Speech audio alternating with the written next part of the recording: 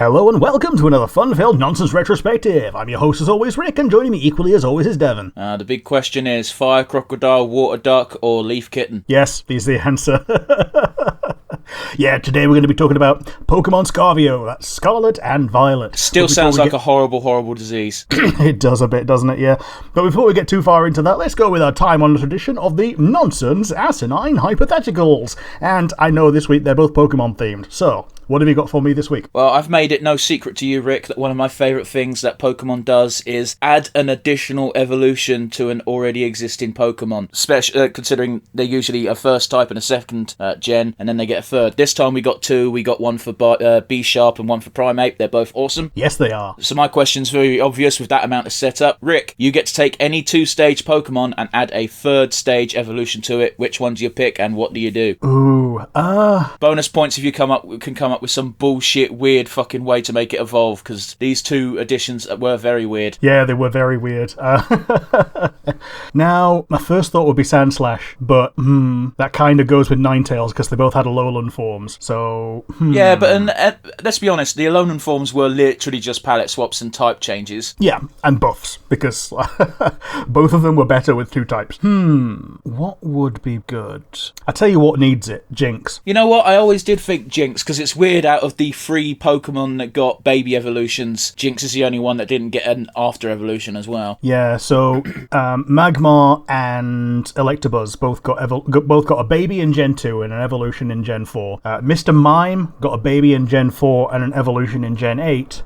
Yeah, Jinx but Mr. is Rhyme being sucks. left out to dry. Yeah, well, he's alright. He does what he does. I don't like his design. It's unsettling. I prefer Mr. Rhyme to Mr. Mime. They're both awful. He's just a gentleman. Like, what's the most British team you could have in Sword and Shield? Well, you need a Mr.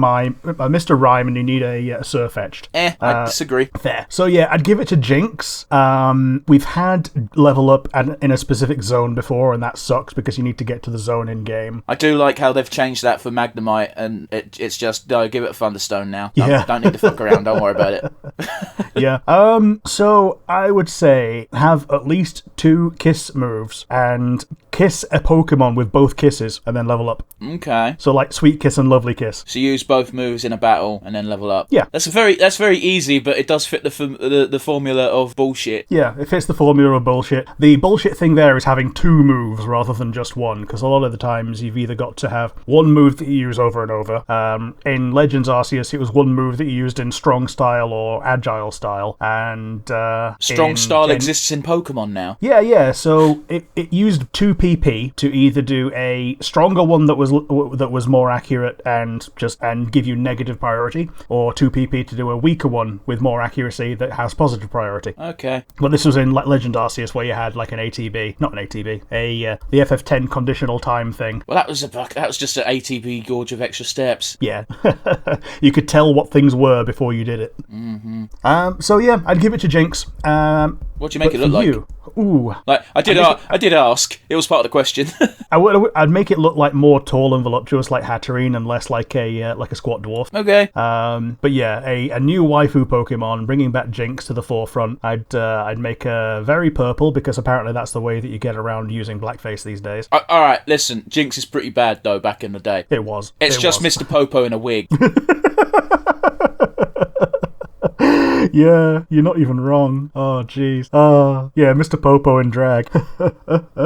But yeah, my one for you is you get to add a new type to the game. What type do you add, and what are its strengths, weaknesses, and general reason to be? I mean, this is an awkward question because it takes more than a minute to think of a type, especially seeing as it feels like they've done all the types. Sure. Like, you'd have to basically take a type that already exists and just slightly change the name, but that's kind of pointless. Yeah, I know there's a really obvious one that kind of already exists in the game with Sonic sound types, because there are sound-based moves, and there are abilities that interact with it. But like, I don't see why you need a type for that when it fits perfectly with just either air or normal. Yeah, but I guess it could have a better niche if it had actual strengths and weaknesses rather than just you use Boom Burst, you have the bonus to it. I feel like this question was asked because you wanted to implement a sound type into Pokemon games.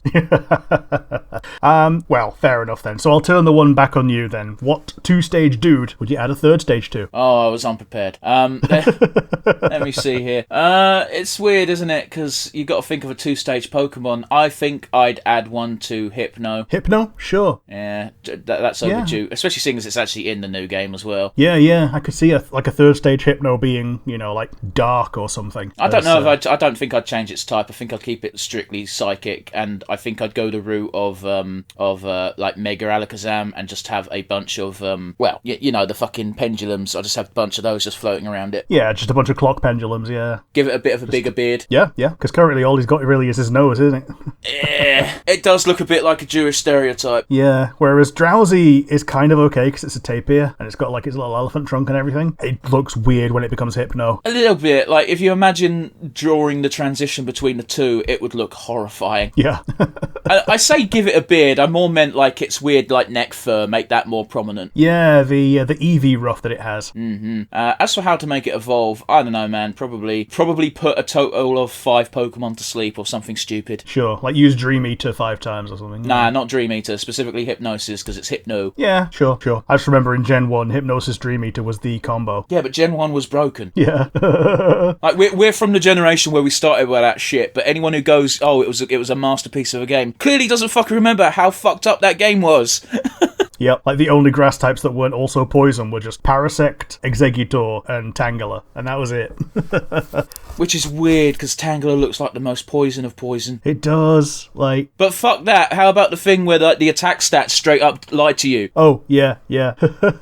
And Focus Energy did nothing. And Psychic was strong against Ghost, because they coded it wrong. Well, I mean, the only Ghost types were poison, so it was strong against poison, that's what you got super effective against Gengar on, but they stopped Ghost being effective on Psychic and made it ineffective instead. Alright, same thing, but flipped.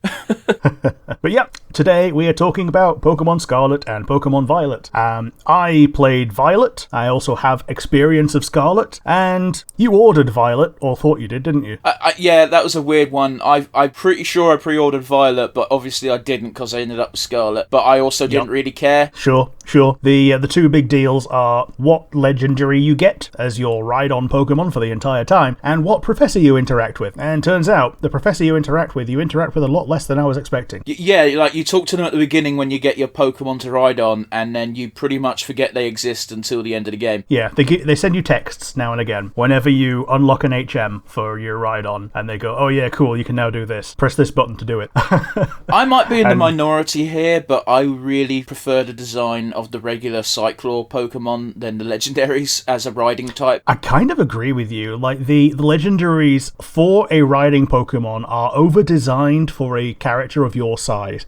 For someone who is maybe a full-size adult, they'd probably look a lot better. Yeah. But I feel like the player character in this is really short compared to normal. Well, let's see. Here's something I picked up on almost immediately and pretty much talked your ear off about for about a solid 5 minutes near the beginning. Pretty much every single woman in this game who is not a prominent NPC is a big buff muscle woman, and I'm convinced it's because they couldn't be asked to have a different character model. But I don't care. I live for this shit. Yeah. The first one you come into contact with normally is a musician. Yeah. As a standard basic player type, and she's a nicely designed lady. But later on, you see them with like just tank tops on, and they got guns, man. Yeah, they do. Just walking around in town. Man, can we talk about how the NPCs have more clothing options than the player? Yeah, I actually Parallel Signs has been on the podcast before, aka Chris. We just happened to trade a few things yesterday, as of recording, and word for word, my words were, take a fucking shot every time I say that, eh? Was I get it. We're in a school, you have a uniform, but for fuck's sake, Game Freak, you gave us so many clothes last gen, why would you take it away? Yeah, we had clothes in 6th, 7th and 8th generation, and it's always been at least good, sometimes really good, and now it feels like a massive step down just to only be able to, you can do what, your hat, your glasses, everything that's your not gloves. main clothes, basically accessories. Hat, glasses, gloves, socks and shoes. Fuck this, I want to join Team Star, look at the shit they get to wear. Yeah, they untuck their shirts. Oh, look, that one's a pro wrestler. Yeah. Okay, so the grunts untuck their shirts. The bosses get to actually wear costumes made by Atticus. Yeah, Eri might be top waifu just because of how much she cares for everyone and everything, and you can tell she gives the best hugs. I mean, I straight up said it, like, you beat the star shit before I did, but I remember when I first encountered it, she's the only one guarding her gate. Yes. And the first thing I said to you is, oh shit, it's just Adora. Yeah. Yep, She-Ra Adora, trying to do everything by being a big buff lady who kicks everything's ass. and usually succeeding. Well, honestly, for as far as the base gym challenge is concerned, she has got the highest level. She does. She's got a higher level than any gym, and she's got a higher level than any Titan. And not gonna lie, first time I did it, I got wiped. I had a pretty good team, because at that point I'd leveled up my Noivern. Yeah. So I just fucking blitzed her.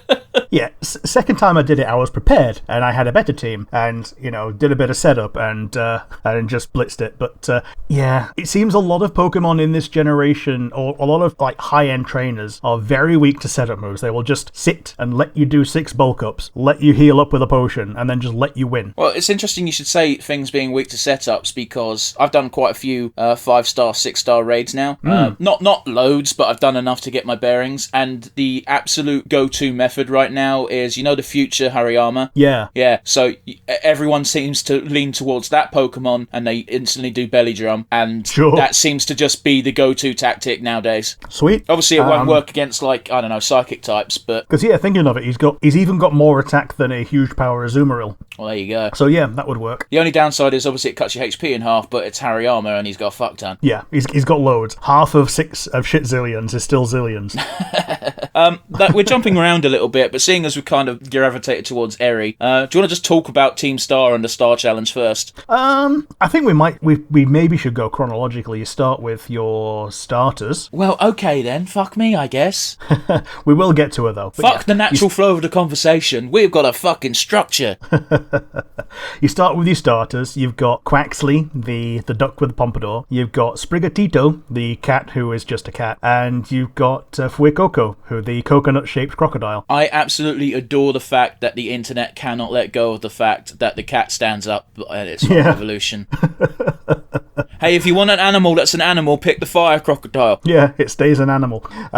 It's one of those weird memes, isn't it? That if I had a dime for every time a cat starter stood up and became a half dark type, I'd have 2 dimes, which is not a lot, but it's weird that it's happened twice. Is Incineroar half dark? Yeah, he is. I just assumed it was fighting, to be honest. I didn't play that, Jen. It's fine.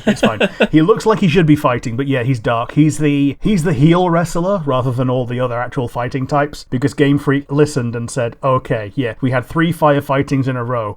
Maybe let's not have another one. Maybe I'm just boring. Maybe I'm old-fashioned. But I really don't care what the subtypes are for the starters. I think firefighting is a good pairing. It really ground a lot of people's gears when it happened 3 times in a row. Okay, well, here's an idea. Just don't pick that starter if you're bothered that much. Well, it made people not pick it. The reason I never picked the other 2 was because I'd had Blaziken already. I'd already experienced Blaziken, so it made me pick the other types. Wait, hang on. My brain's blanking. Who's the other one? Emboar. Emboar, right, yeah. Because Yeah. Wait, did I skip the generation with fucking Incineroar? No, I didn't. Was that XY? No, XY was Greninja, Delphox, and Chestnut. What fucking game did I skip? I skipped Black and White. Sun and Moon. I did Sun and Moon. Okay, so that's the one with Incineroar. Black and White has got Emboar, Serperior, and... Oshawott. Yeah, Oshawott, Samurott. And you have more experience of that generation through Conquest, don't you? Yeah, it's the most arse-backwards way to experience a generation. Yeah. That being said... what? Go on, sorry. I was thinking that just released, 2 months before Gen 6, so... I couldn't tell you, but honest to God, that game is what dragged me back into Pokemon, because I was more or less done with it. Sweet.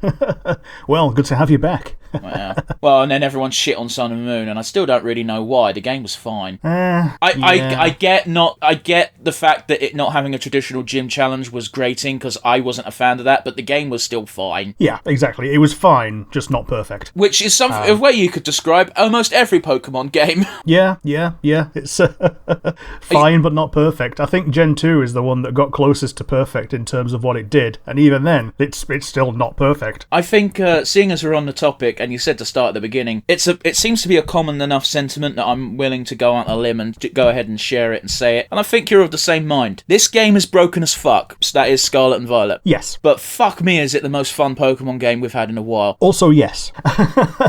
Like, honestly, just polish it a little. Yeah, there are a few things that a lot of people would change, some things that some people would change. I personally liked the structure that you got in Legends Arceus, where you had 5 different mini open worlds, and you unlocked them through story progression. It wasn't the best, because you had to keep going back to the old ones to get the few little Pokemon that you'd missed, to get your top ranks. But it felt like, okay, maybe it was fake longevity, but it felt like longevity, really. It took me more than 3 days to do it, basically. I feel like they needed to make the jump to one big region, otherwise they would never make the jump. This is Game Freak. They are more than willing to rest on their laurels. We know this. Yeah.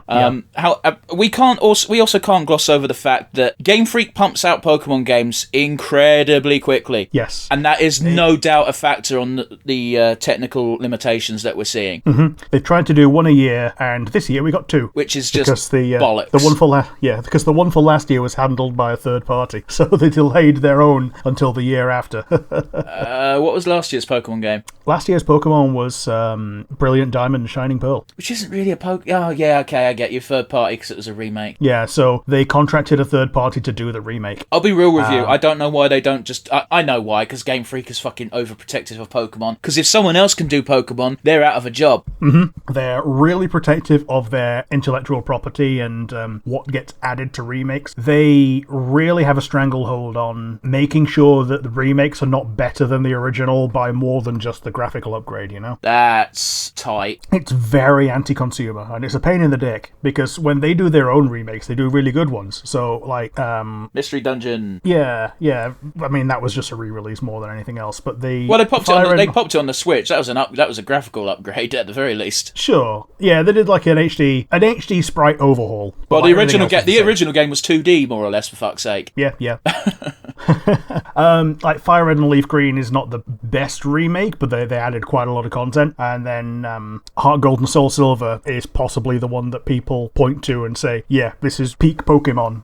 And then when it came to the Gen 3 remakes, those were done by a third party, although they did at least add a mini post game. I will tell you this, the thing that fucked me off the most about the Hoenn remakes is I was legitimately like, remake Hoenn because Hoenn was cool. I remember enjoying the fuck out of that game. I didn't even buy those games when they came out, because I was like, I was playing the new shit. I was like, I don't really care. And then what happened is the fan base / audience were like, okay, we've had this remade. Remake Diamond and Pearl immediately. And it's like, what the fuck is wrong with you people? Yeah, you know it's not going to be at least until the next generation. And like, you just had a re-release of Gen 3. Why are you immediately hopping on re-release Gen 4? Fucking play ROM hacks if you're that fucking desperate. It's one of those, we now know that they are coming, so... It's going to feel really weird when Gen 5 gets remade. I'm really looking forward to it, because I guess they could even just do Black 2 and White 2 as their own game, but also like DLC for the 2 game. But that would require more thought than none. I think if they remake it, they'd have to include... It would have to be Black 1 and Black 2, you know? Yeah. I don't think they'd be able to get away with doing... Well, with every other re-release, they haven't re-released the third version, have they? No, they've not. I don't know. It would be a bit tricky, wouldn't it? Because you can't play through the game and then play through the game again. Yeah, closest thing they got to was the Delta episode in Ruby and Sapphire. Mm-hmm. It was an end game that was based around Rayquaza to make it into a thing that actually mattered rather than just... Oh, you bought the Emerald one, here you go. Yeah. Rather than buying Delta Emerald, you had the Delta episode of Ruby and Sapphire. But yeah, I'll tell you what, I will buy Gen 5 if it does get... When it does get a remake, because I beat like the first gym and then I was like, I'm bored of Pokemon. Yeah, fair enough. Yeah, we did that on stream as well, didn't we? We beat the first gym. I think we got to the second gym, and then we kept dying in Soul Link, and then we just gave up. It's one of those where, very specifically, it wasn't even the first gym, the second gym that was giving us hassle. It was the fight against Faulkner. And then once we got to the second gym, you killed my tank, and it just kind of fell apart from there. Yep. It was so annoying. I'm not blaming you. I'm just pointing out the fact that my tank would have lived lived throughout that entire gen. Unfortunately, it was soul linked to something that was quite pansiest. Yeah, and I got like a sheer force choice banded crit from a Daramaka. Yeah, it's a pain in the dick. But yeah, you get to school, and the school is meant to be a hub for the entire game, but damned if I ever go back there. Yeah, no, I went back there like 3 times, and those 3 times were the spam lessons. Yeah, I've still not done all the lessons, despite advising everyone to do them, because I know there's one reward from it. What reward is that? A Galarian Meowth. Oh, well, that's just the languages. Yeah, it's the only one in the game. Well, it also doesn't count towards the Pokedex, so who gives a fuck? It doesn't count towards the Pokedex. However, the Berserker that it evolves into is actually a very good powerhouse for Mega Raids. You, because it's got like a thing that boosts Steel as its ability, and then you can Terra Style into Steel. So you've got really, really strong Steel moves all of a sudden. Okay, but at the same time, against fire or fighting, it's useless. True. I don't know. I feel like you can make better. You definitely can craft a better nuke, but for people that don't have the creativity, then this is just one on the plate for you. Fair enough. But even that's going to be useless as soon as they decide to charge us for Pokemon Home again. Yes. Well, they're always charging. They're just withholding the ability to have it. Which I kind of understand when the game's newly released, because they want you to catch Pokemon. Yeah, they want you to experience it the way that the game is, rather than the way the game could be. Because if you experience it the way the game could be, then people are going to look at them and go, why didn't you make it like this? I understand having a roster of like 400 dudes. I think it's kind of good to keep it at that, because Gen 8 also felt pretty good with 400, and then felt even better when they added more in. It made the ones that they added back in more interesting and fun. Well, I actually have there's been no outcry about the lack of Pokemon, at least not to the level as there was for Gen 8. And it's the very simple reason that, hey, they didn't promise us every Pokemon was coming. Yeah, this time they didn't promise it. Plus, we know that a 400 roster feels about right. There's only about 100 new Pokemon, you know? Yeah. So a roster of 400 has the depth. I was fucking blown away by the fact there's no goddamn Onix in the game, and that's rubbed me the wrong way. I don't even care about Onix. Yeah, it is a bit iconic, isn't it? Like, it's the first thing you run into when you get into the wild area in Gen 8. There's like this big Onix right there just to tempt you. Oh, man. You know how we were gushing about last gen, about the wild areas? Yeah. Boy, did they make the right decision by changing the game to just that now. Yeah, so the entire game, being free roam, is just wild areas. They don't even have the grass encounters anymore. Everything is visible. And the biggest change, which has made people completely shit themselves with how, I wouldn't say it's easy, but it's easier to spot shinies. It is. So you can see shinies on the field. You don't have to enter battle to find out whether it's shiny or not. However, there is no other indication. So you don't get a noise. There's no sparkle. You just have to know that this isn't exactly the colour that this Pokemon is, and then go into battle and hope. You've got some Pokemon whose only colour difference is their eyes. Yes, like Durant. One of the new ones is Tandemaus. It has an incredibly faint overall that you can only really see when you have it in like a model viewer. I think I'm an idiot because I've mentally been calling that Pokemon Tandemau. Well, it's pronounced the same if you're French. But yeah, it's got a really, really faint blue overall, and if you get the shiny, it's like a beige overall. But even then, the rest of the mouse is just this white plushie. Well, I think the most offensive is, once again, one with the eyes, and that is the new iconic Pokemon that evolves with armor. Ah, yes, Ceruledge and Armarouge. They're both really good, except not quite as good for you because you picked Fuecoco, and they're both fire. Yeah, I'm not too fussed on either of them. Like, they look cool. I think the Violet side definitely won on that one. Yes. I had that in my team alongside my Weedcat, and, well, I got one of the Paradox Pokemon traded to me early, so I had that in my team as well, but it didn't obey me until the 7th gym. Oh, right. Paradox Pokemon is either the future or past Pokemon, right? Yes. Yeah. So they're like 20 stats below Legendary, so they're all very strong. Man, I was really banging... The most annoying thing about Pokedex hunting at the moment was, well, at the time, I've done it now, I don't know if I have to do it again, is I caught each of the Paradox Pokemon for my game, and then immediately went, fuck, I've got to catch another set. Yeah. Yeah, because I'm a dick and I need them. No, you're not a dick at all. It's if I wanted to, I could have just had the one set and just say fuck it, because I'm not going to use them in battle, and just traded them away. Yeah. I managed to get at least 2 copies of all of them for both of my Scarlet buddies, one of which is you. So you get to keep the one that I'm sending you, and Chris gets to keep the one that I send him. Oh, that's nice, considering I'm pretty sure Chris has already touch traded most of them. Oh, he has. The only one he's not touch traded is Donphan, which is the weirdest one because that's the easiest one. It's the only one you can get before the end of the game. He also doesn't need to... Oh, wait, yeah, no, he doesn't. Yeah, no, he does need to... Yeah, no, sorry, he won't see it because he's not in Violet. I'm dumb. Yeah, so he gets the fighting version that you got, and I get the steel version. I think the design-wise of the Scarlet one is better, but I do like the typing of the Violet one. I actually think ground fighting is more interesting because we've had ground steel ever since steel was introduced with Steelix. Yeah, but I just feel like it fits Donphan more. Sure. I think both of them fit it pretty well, to the point that it's going to make regular Donphan look really silly in comparison because it's just worse than both of them. Well, I assume what's going to happen is in future games, Donphan can just evolve into them. Yeah. That's my assumption. Could be wrong. At least into some take on them, yeah. So, my favourite... Actually, we'll skip ahead a little bit. What's your favourite one of the new guys? I don't know. The Paradox guys. I don't know, because I've not really seen the Violet side of things. I don't know what the equivalent is in your game, but in my game, I absolutely lost my shit laughing when... I've forgotten her name, Eevee Trainer. Oh, Penny. Yeah, when Penny is like, oh, it's just a cute little Jigglypuff, and then the Jigglypuff goes, ah! And she goes, ah! I don't know what they do in Violet. What's the Pokemon in there? It's a Delibird. Oh, that's even better, because that is so non-threatening. Yeah, so it's a robot Delibird, and it even goes Delibird, and then attacks her. Oh, it's so funny, isn't it? Oh.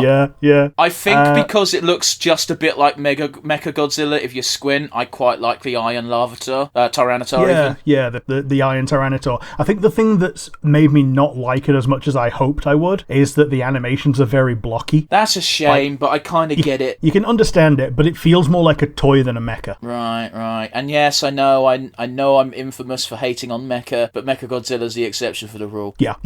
Speaking of Godzilla, did you end up training the Godzilla Pokemon? I'm halfway there. He's on his middle stage. There. First time I did the Elite Four, he was on my Elite Four team. He was very good. Oh, I imagine, man. Yeah. The Dragon Trainer stood no chance. We both opened up with Noivern, and it was just like, cool. Who can Dragon Pulse quicker? And then fucking Tinkerton just fucking wrecked his team. Yeah, Tinkerton's great. I really love its signature, the fucking Gigaton Hammer move. It's dumb, but I love it. And the only downside is he can't use it next turn. But what can you do next turn? Oh, I don't know. Swords Dance. So the next one's even fucking better. But it's wild, man, isn't it? Because it's just like Hyper Beam, but you get to attack the next turn. Yep. And it's a steel one as well, so it's not even crap like normal. That said, if you have a special attack Snorlax, Hyper Beam ain't no joke. Well, yeah, fair enough. Yeah, something special like Snorlax, but actually is special. I mean, Snorlax has got Giga Impact, which is just physical Hyper Beam. True enough. But yeah, you've got three main paths in this game. You've got you've got the Gym Challenge, which is as it normally is. You get interposed with some challenges from Nemona, who really, really wants you to be the best rival that she can raise. It's very interesting, isn't it? Because everyone seems to adore Nemona, but they hated Hop and the last two Pokemon trainers who are exactly this type. Except they're not exactly this type, because she's playing on New Game Plus and having a fun time of it, whereas the other ones are looking up to someone else and getting all bent out. Well, okay, Hop is getting bent out of shape about not being as good as his brother. Yeah, but his brother's not even that good. yeah. He's got plot armor of he's never lost a fight. Which is like, how? Your main Pokemon is a Charizard. I've got an Onix. Fuck you. Use Rock Throw once. Like, for real. I hate it. It's so baffling. In the lore of Pokemon, you've got all these champions or high-ranking Pokemon trainers who are like, here's my signature Pokemon, Charizard. Okay, Rock Throw, go, bruh. Why is this a challenge? Yep. The other one was How, and he was more of a friendly rival that was just a friend. Yes, he fought you and had battles, but he was more of a friend than a rival, which I think is more the kind of rival that May and Brendan were. And I'm fine with that. It's just the fact that Hop felt like a copy of How, but worse. I came to Sword and Shield super late, at least compared to you. Yeah. To me, Hop was every other annoying... That's what it is. Nemona's a teenager. Yeah. That's what I think the difference is. Like, she's got enough maturity to just not be a dick, but she does also feel a bit like a stalker. Oh, yeah, it's great. I love the stalker memes of Nemona. There are so many. They're not entirely unwarranted either, because you know that she's either keeping tabs on you or just flying around all the gyms at all times just to see if she can catch you. I mean, she knows what level your Pokemon are roughly, so she knows roughly roughly what gym you're going to hit when. Yeah. But that being said, I do absolutely adore the comic of her hiding in a fucking bush with some binoculars just going, oh, I'm just waiting for you to appear, trainer. Oh, I'm going to battle you so good. Ha ha ha ha. And then it just cuts to a child just going, Mum, there's a woman in the bush. And the woman's just like, just ignore her. We're going to battle so good that we're going to get ice cream. Yeah, Nimona is fun. And yeah, she's... I like how she picks the starter that's weak to yours to help train you in type matchups. And she has the option to do that because when she first went to school, she had her own Pokemon already. So she didn't actually claim the freebie that the school gives you on enrollment. That being said, do you want to talk about how she's secretly a millionaire? Oh yeah, it's not even a secret. She just doesn't talk about it. Penny looks into it and turns out, yeah, her dad is on like the board of directors of Rotom phones. But also you could kind of tell she was a millionaire because look at that house. Yeah, there are 3 houses in where you start. There's yours, which is a pretty nice house. There's her house, which is a mansion, and then there's the lighthouse, which is the lab. Oh, I didn't count that as a house, so I was like, 3 houses? What? Yeah. Well, it's a house for light. But yeah, it's where Arvin lives and spent most of his life raising Miraidon or Koraidon. Yeah. And it's where you run into him, and he doesn't make a very good first impression. Like, he comes out a bit of a dick when you first meet him, and then it turns out, oh, he's actually really nice. You just caught him on a bad day right then. I mean, to be fair, when you get to the end game and you've learned everything, it's like, yeah, I get it. I get why he was having a bad day. Yes. Oh, fuck it. Let's talk about it right now. This game made me cry. Oh, yes. And it made me cry in the cheapest of cheap ways, and yet it still succeeded, so fucking fair enough. I have dogs, Rick. Yes, you do. And when you get to the second Titan challenge, he reveals that the reason why he's doing this is because his dog is dying. Yep. And he wants his dog to not die. And there's not anything I can relate to much more than that. And I was tearing up and I was like, don't let the dog die. Please. Yeah. This big old ploddy dog, you can see how big, muscular, soft, and vulnerable the guy is. Because this dog, when it starts out, it basically only has the strength to breathe. And even that is a challenge. However, as you kill more Titans and get more of the Herba Mystica, which is how you get your HMs in this game, he gets progressively better. I'm sorry, Rick, the way you said that, you're so proud of making that connection, aren't you? Yeah, I am. Yeah, it took me, like 3 weeks to finally figure it out?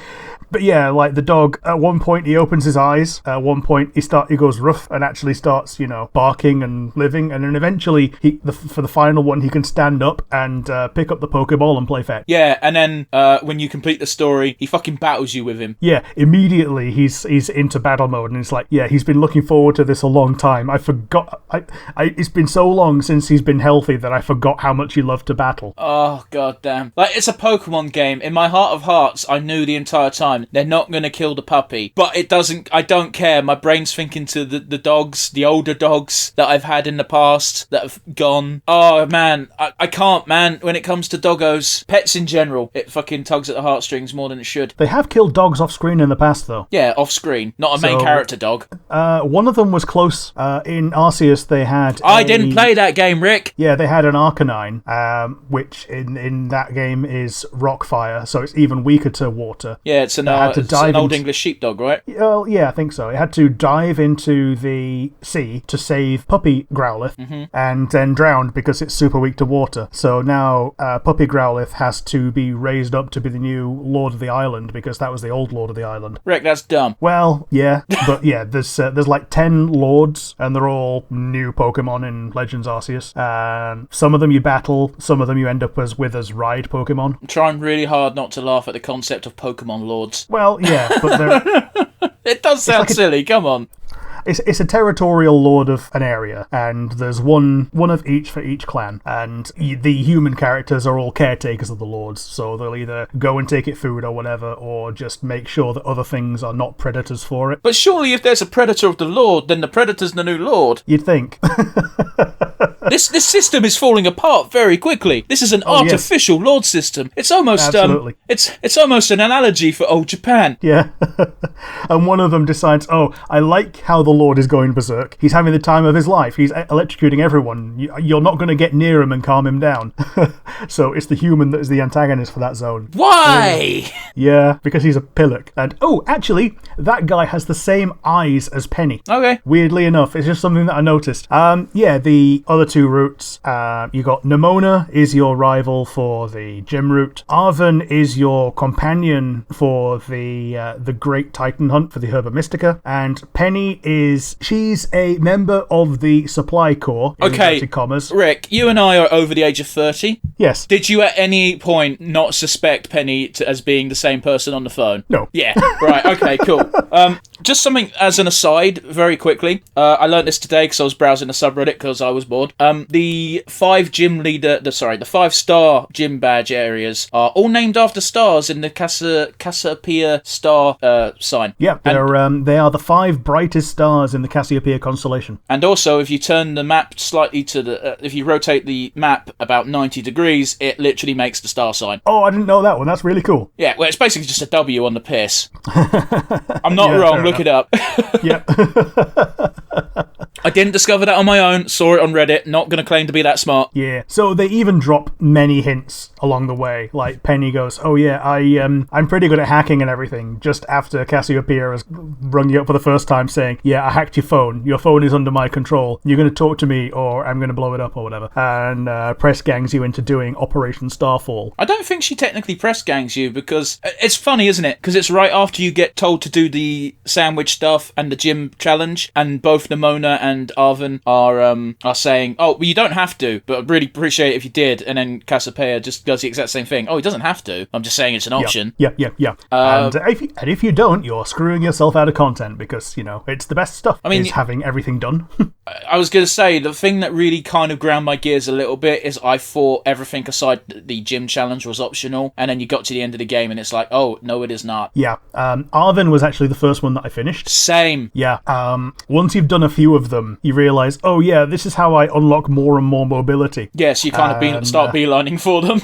Yeah, you learn pretty quick. The first one I ever did actually was the albatross. Oh, the bomb Pokemon, the flying bomb. Yeah, Bombardier. Yeah. I fucking hate it. Some of the puns in this game, in Pokemon in general, always suck. But my first one was Cloth. Yeah. Which yeah. I think really like that Pokemon. It sucks that it's a single evolution. It's actually pretty good stats though. And I think they've done a pretty good job with rock types in making the rock types themselves good. The two that I can think of are Cloth and Garganacl. Yeah, but Garganacl's dual type, isn't it? No, he's just rock. Oh, one of his abilities is that he takes half damage from Ghost and then doesn't take any additional ability damage, like the opposite of Serene Grace. Anything that has an additional effect just doesn't affect him. Oh, you talking about stuff like that has just maybe reminded me. Have you seen about the rift in the Nuzlocke community? What are they saying at the moment? Because I know there's an issue with Nuzlocke in this. The issue is people are undecided on whether or not to allow the revival beam move to be used. Oh, okay. I don't know how serious it is because I'm not that into the community. I've got a cursory knowledge, but there's 2 Pokemon that I know of that get that move upon evolution. It's 2 different Pokemon that evolve via steps. And, one of them's Pawmi. I think the other one is the Bramble. No, the other one's the Psychic Beetle. Oh, the Beetle. Okay. Yeah. So it's the steps one that wasn't the one that was correct that I said. Okay. Yeah. So yeah. So there's a move they get called Revival something or other, and it revives a Pokemon. It only gets 1 use, but it revives a Pokemon to, I think, full HP, which is bollocks. It's to half. It's like using a revive. Fair enough. And it's like the Nuzlocke community are undecided on whether or not that should even be allowed. The other thing that's weird about Nuzlocks in this is that because you can see everything, part of the joy of a Nuzlocke is getting given a shit Pokemon and having to use it and then realizing that, okay, this shit Pokemon has some merit. Yeah, that's a fair point, isn't it? I completely forgot one of the rules for Nuzlocke is you have to catch the first Pokemon. If you kill it, that's it. No Pokemon for you. Yeah, first one on each route. Callie's doing a Nuzlocke where she can choose the one in the area, but everything else is Nuzlocke rules of if it dies, it's dead.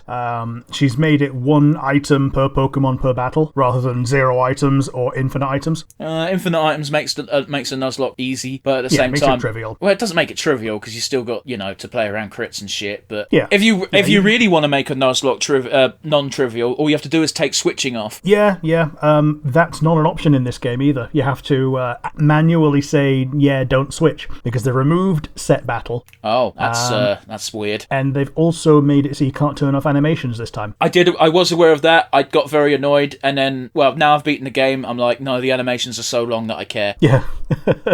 About the only moves I audibly sigh at when they're used is stuff like Fire Spin. Yeah, the one that I'm bothered about is Leftovers. Like, it'll do 2 animations for it, and then tell you that Leftovers is activated. So it's like a 4-second loop at the end of every turn. Oh boy, let me tell you about my bullshit setup for my Pokemon that makes a battle take forever.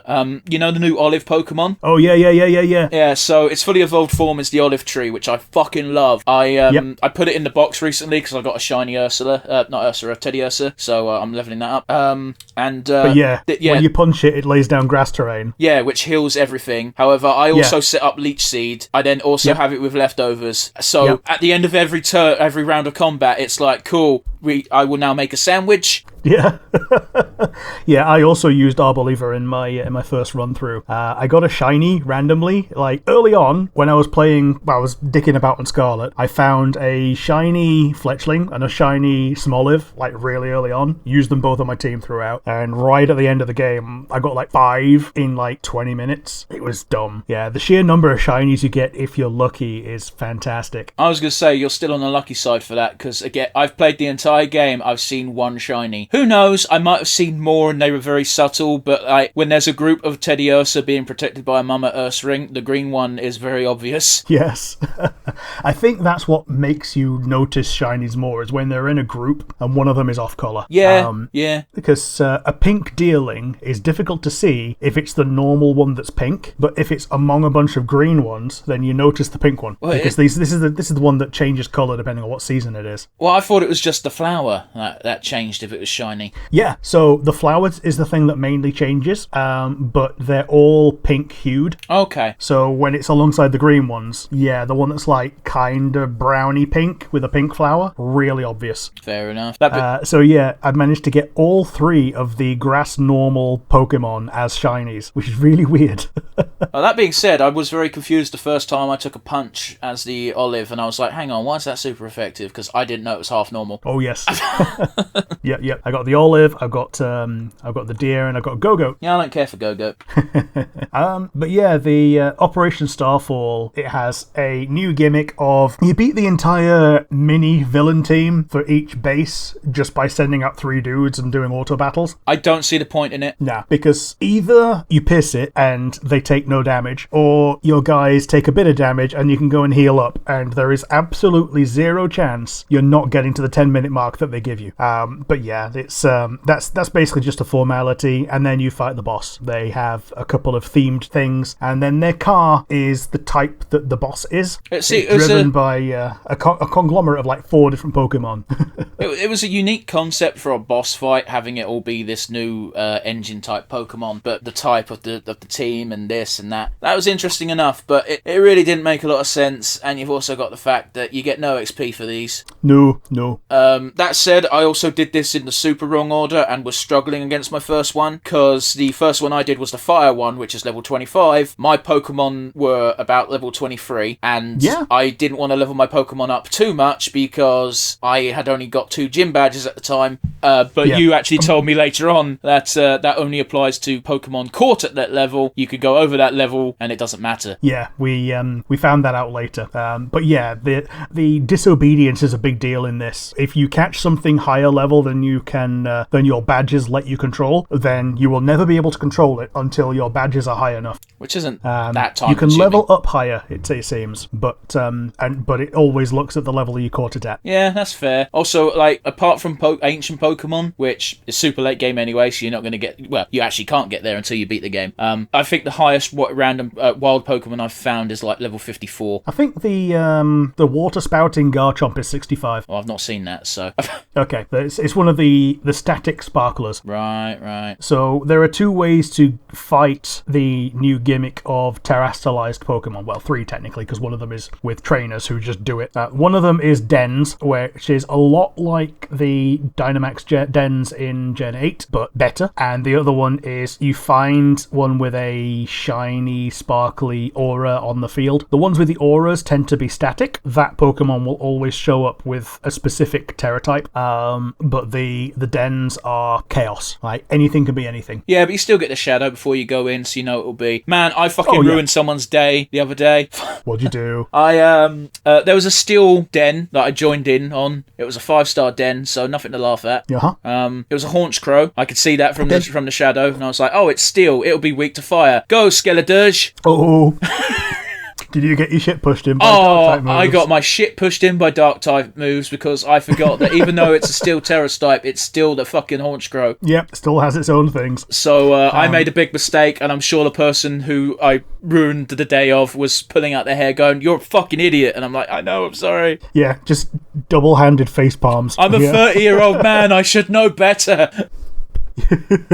That said, we know that there's going to be a community raid coming up for a dragon-type Charizard that's going to be a 7-star raid. Yeah, that's going to be interesting because people are struggling with 6 stars. Yeah.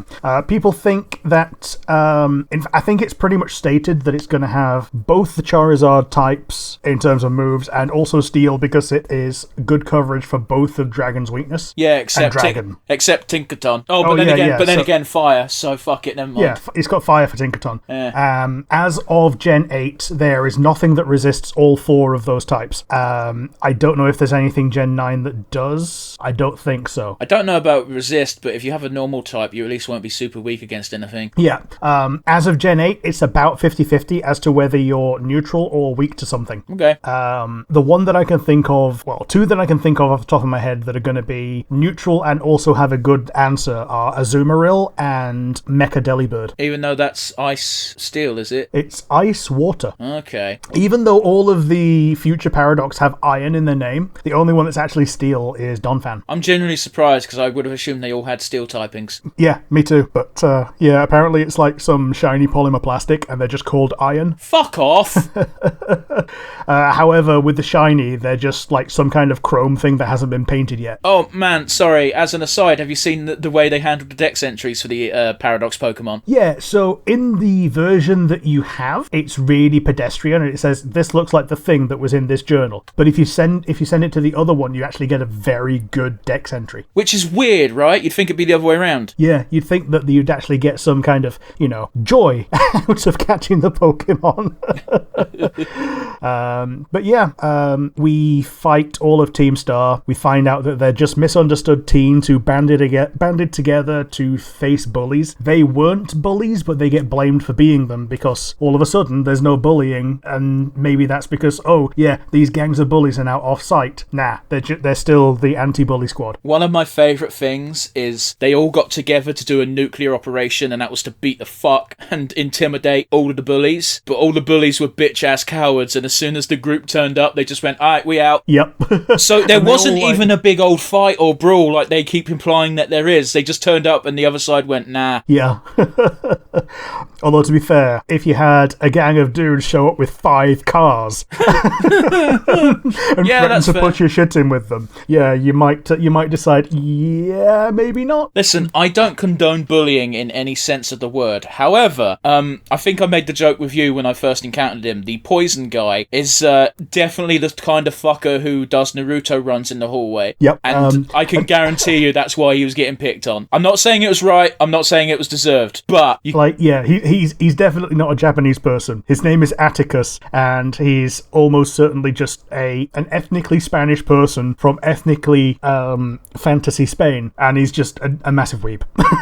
Now, again, I don't condone bullying, especially seeing as it does appear that the only reason these kids were bullied is because they have a passion and they're not afraid to show their passion. Yeah. You got And Ellie, that's a real shame. Yeah, exactly. You got Ellie, who clearly is way into pro wrestling. You've got Atticus, who is clearly a big fucking weeb. You got, I can't remember the other names, so you'll have to forgive me. You've got the guy who's super into music. You've got the guy who's into designing clothes, and you got the fire girl whose gimmick I forget. Yeah. Apparently the fire girl kept getting bullied because she was so cute, and other girls were jealous of her. That's some bullshit. Yeah. Eri also was like the school idol, and when other girls bullied her for being the idol to try and take her down a peg, she just kind of took it. But when they turned on one of the other girls, she immediately defended the one that was bullying her earlier, and that's when they became friends for life. And she joins the Eri squad. Yeah, I was gonna say, because that's literally the guard at the gate for that star compound, right? Yeah, absolutely. She's the one that teaches. I think she teaches Clive more about how Eri is than any of the other members of Team Star about their own guys. Okay, I was actually in a voice call with you when I first encountered Clive, and Yes. I believe my reaction was like, "Who is this kid? They look like a 70-year-old man." And then about 5 minutes later, I went, "Oh!" Followed by, until they gave me the option to call out the director, I genuinely didn't know it was the director. Yeah. We knew it was an old guy, but we didn't know that it was the director because we'd only seen him once before that. But man, my mind was blown. But also, fuck, they made the meme immediately on the subreddit, which I was happy about. It was So literally, hello there, fellow kids. yeah, just Buscemi, man. And by the way, that guy's a fucking G. He is. Also, he has a custom uniform, and we don't. Well, Yeah, he's allowed to wear shorts with a jacket, and we're not. to be fair, are you cold or not? Nah. I mean, I'm not in the game. But I'm outside. But you know what I mean. Like, if you wear a jacket but also wear shorts, fucking make up your mind. Are you cold or are you not? Put trousers on or take your jacket off. Used to really bug me as a kid when people would wear long sleeves and shorts because, like, it felt wrong. Like, I would understand shorts and short sleeves. I'd understand long sleeves and long pants. I'd even understand long pants and a t-shirt because that's also normal. It's just what jeans and t-shirts normal. And it really bugged me when people would wear long sleeves or a jacket with shorts, and that's my autism showing. I wasn't going to say a word. But yeah, Clive goes around trying to understand the motivations behind Team Star, getting to form an odd, vicarious friendship with Cassiopeia by mostly overhearing, sometimes earwigging, and sometimes actually joining in with the conversations. And by the time it comes to the last one, he's the one that gives you the reward rather than Penny, because they've grown to talk to each other a lot more. And then when it comes time to fight the big boss, he stops you at the gate and goes, "Actually, I am Cassiopeia," and you just go, "Bullshit." I mean, I literally messaged you again. There was a lot of this because Rick was ahead of me in a sense. I just got to the outside the thing. It's like, "It's I am Cassiopeia," and I'm like, "Okay, one, that's impossible. Two, bullshit." And we found out where the other starter went. By the way, yes, he kept the other starter and he raised it. I think at the beginning you said, "I hope the other starter doesn't just stay with the professor and not get used." I didn't say that. I said I hope it goes somewhere. I didn't say I hope it doesn't stay with the professor because I didn't think that would be an option. Yeah. But yeah, he raises the other starter and he uses it on the final team. And you know he raises the other starter because it's level 60-5. Yeah. It's only one level higher than Eri. But yeah, you fight him. He gives you all this shit about, everything was pre-recorded, so I knew how every conversation was going to go because I pre-recorded it, and you're a mute. So I lead the conversation with myself, and he sounds really unconvincing, and then he admits that I was just testing your resolve because if you weren't going to fight Cassiopeia, then I was. Yeah. And because he already worked it out, as if the player didn't already fucking know. Yeah. And then you get to go up to the roof. It's the battlegrounds in the back. Oh yeah, I suppose according to the map it is upstairs, isn't it? Yeah, it's on the roof. You can't climb to it. You have to go inside the school and go up to it there. And annoyingly enough, you can only do it at night. Oh, well, I must have just happened to do it at night time because I assumed it would have just skipped tonight for you. Yeah. And Team Star and Penny both have bopping themes. Gotta be honest with you, none of the music stood out to me in this game. Fair. Yeah, those are the two that stand out to me the most. And the Den music is a good one. Man, I will just say, please don't come at me, Pokemon/Toby Fox fans. Yeah. I'm not having a pop. I'm just saying it just sounded like Pokemon music, which is what its fucking job description is. Oh yeah, that's exactly what it's for. Like, you can tell the ones that Toby Fox worked on because they all share leitmotifs. If you say I wouldn't be able to know. I don't really care. Yeah, fair enough. fair enough. But yeah, you can pick out musical cues from Area Zero, the final fight, and the Den music. They've all got things in common, even though some of them are obviously more somber and slow. But once you've done all three, you've got the Elite Four and Champion. Can we talk about gym leaders? Yeah. The gym leaders were fucking winners this time round. Yeah. The one that they were trying to push on everyone was Iono. Okay, I'll tell you this, it kind of worked because she is the most popular character according to Rule 34. Man, I'm sad that it's not Aerie or Rika. Rika only has 6 images as of whenever I looked last. Oh, shame. It is a shame because I like that type of character design. I like, well, let's be honest, it's somewhat androgynous. Yeah. But yeah, we've got the sugar bug, Katie. Okay, but fuck everything because we all know who the best one is. Yeah, it's Larry. Okay, listen, we're going to jump ahead to the Elite Four for a brief moment here because I flipped my shit to Rick because I went, oh fuck, the other member of the Elite Four is the person that you pick. And Rick was like, nah, you just happen to pick the right one. And I was like, oh, that's depressing, but at the same time kind of cool. And oh my god, a salary man as a gym leader. Yes. Someone who is so unenthusiastic about battling, he just treats it as a job. He does. He's basically an encapsulation of modern, aged Pokemon fans. I love it. I absolutely love it. Also, he nearly kicked my shit in because I was using a Lilape to fuck his team up, and then he brought in Staravia or Staraptor, I forget, and completely killed my one-hit killer. Staraptor's actually the only Pokemon that he has between both battles. I did notice that, yeah. And it's kind of cool because he has his normal team for when he's the gym, and then when he's as the Elite Four, he's flying type specialist. And when I saw him and was about to challenge him, yes, I set my order up to fight normal types. I love the explanation as well of like his boss at the gym says he needs to use a different type for the Elite Four. Yeah. Yeah. Or do you also notice how people got sent to the Shadow Realm in that gym? No, I didn't. What? Okay, so before the battle court becomes the battle court, there's a bunch of tables with people on them. Oh shit! So it's like that one episode of The Simpsons where the thing becomes the bunny shop. Yeah, it just flips over and everyone just goes to the Shadow Realm. Oh no, they must have been. They were plants. They weren't real people. Yeah, because you can't go onto the deck and talk to them, but they do have animations. It's also possible that they're exactly the same people that come in at the end when they need people to chant the gym theme, you know? And they went down to like a super fun happy slide and then came out the bottom and walked back in. That's what I think. I literally think that might have happened. Yeah. Man, I will say my favourite gym just because I love the battle type, and you did a good job of hoodwinking me a little bit here. I did like the Ghost Gym with Rhyme because I love double battles with a passion. Yeah. And literally about 5 minutes before I fought this gym, I went, we were talking about double battles for some reason, and I was like, it's a shame because I really like double battles. It's a shame none are in this game, and you just went, yep. Yeah, I let that be a surprise, and then weirdly enough, you could have spoiled it for yourself just by hovering over her face on the map because it tells you that she does double battles. But I kept quiet about that. And yeah, she does double battles. She's the ghost specialist. She's a cool old lady that raps. She's also Time's sister. Yeah, she's also Time's younger sister. Oh, have you done Rhyme and Time? Have you done Time's lessons? Yeah, she's got a stalker student who wants her to go back to being a gym leader, and she goes, "Thank you for your enthusiasm, but A, no, and B, please call me Miss Time because just calling me Time isn't very respectful." Yeah, that's such a teacher thing to say. Yeah. But yeah, very interesting enough.